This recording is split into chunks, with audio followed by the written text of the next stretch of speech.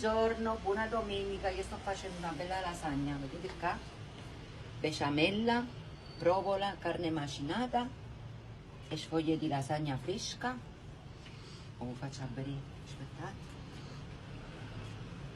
Già ho fatto il primo strato con un ragù che ho fatto, guardate, con un po' di carne macinata. Poi qua ho mischiato un po' di besciamella e carne macinata sempre. Questa è un po' di besciamella con la ricotta. Mica qua, è un. Guardate qua. Poi mettiamo un cucchiaiello di salsa questa qua con la carne. Un po' di crema di ricotta e besciamella. Scioriniamo così, volete? Guardate, bello sugoso. Sugoso, poi mettiamo un po' di provola,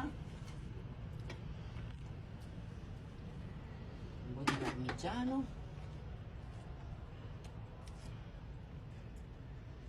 un po' di parmigiano e ancora altre sfoglie,